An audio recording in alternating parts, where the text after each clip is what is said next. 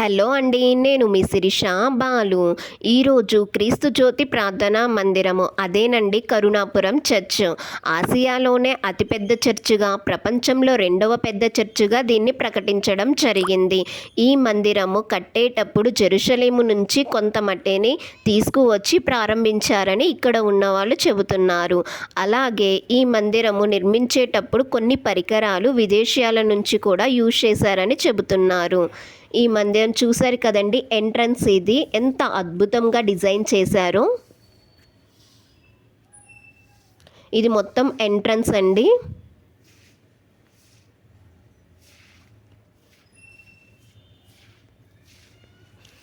ఇక లోపల బలిపీఠము చూడండి, ఇది బలిపీఠం అండి మనం చూస్తుంది. బలిపీఠం కూడా అద్భుతంగా డిజైన్ చేశారు.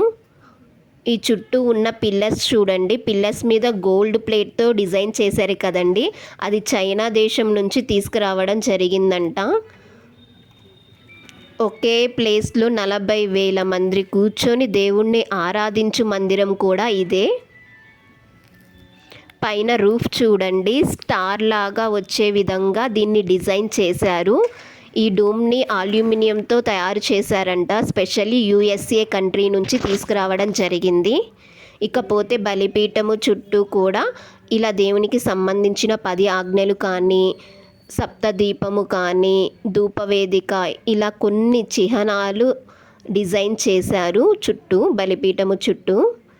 అలాగే ఇక్కడ యూజ్ చేస్తున్న సౌండ్ సిస్టమ్ కూడా the best second sound system అండి, నెక్సో సౌండ్ సిస్టము. ఇది ఫ్రాన్స్ కంట్రీ నుంచి తీసుకురావడం జరిగింది. మందిరం లోపల రీసౌండ్ రాకుండా సౌండ్ ప్రూఫ్ మెటీరియల్ కూడా యూజ్ చేశారు.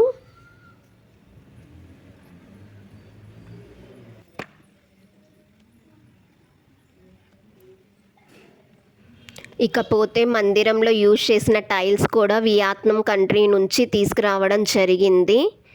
1600 సంవత్సరాలు చరిత్ర కలిగిన ఒలీవ చెట్టును కూడా ఈ మందిరంలో పెంచుతున్నారు. మనము జెరూసలేంలో మాత్రమే చూస్తాము ఈ చెట్టుని. ఈ మందిరము చుట్టూ 4 దిక్కుల కూడా దీపస్తంభములు, స్తంభం మీద దూత బూర ఊదుతున్నట్టుగా నిర్మించడం జరిగింది. మీరు ఎప్పుడైనా అటు సైడ్ వెళ్తే తప్పకుండా విజిట్ చేయండి.